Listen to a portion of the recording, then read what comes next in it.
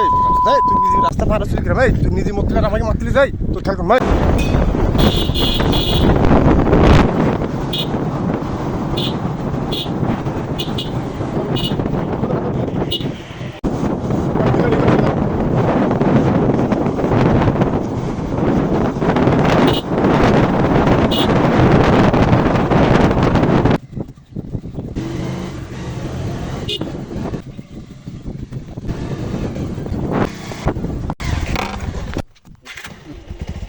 এই এই এই তুই নিজে রাস্তা পার হচ্ছিস কেন ভাই? তুই নিজে মরতে আর আমাকে মারতে যাই তোর খেয়াল কর ভাই।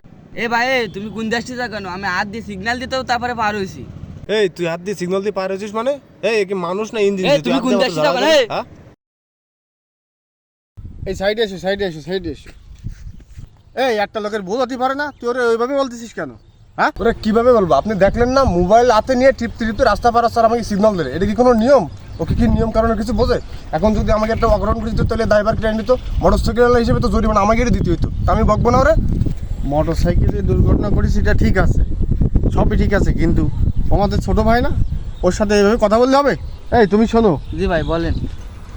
সময়ের থেকে জীবনের মূল্য অনেক বেশি, সবার কাজ কাম টুকটাক থাকে, জি ভাই। তাই বলে এইভাবে খুব দ্রুত চলাফেরা করবা, মোবাইল টিপতে টিপতে রাস্তা পার হয়ে যাবা, এইগুলো কিন্তু ঠিক হবে না।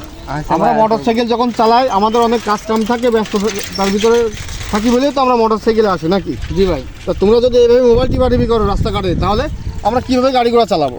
এইভাবে চলাচল করলেই কিন্তু দুর্ঘটনা ঘটে, আর তার কারণে বিশেষ করে মোটর সাইকেল ড্রাইভাররা ফাঁসে। আচ্ছা ভাই আমার ভুল হয়ে গেছে ভাই, আমি ভুল বুঝতে পারিছি।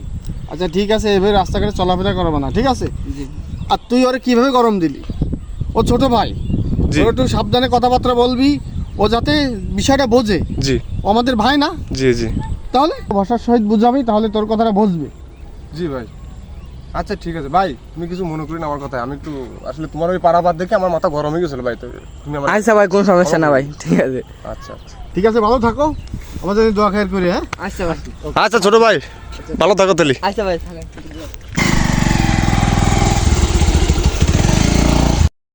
আসুন আমরা রাস্তা পারাপারের ব্যাপারে সতর্ক হই।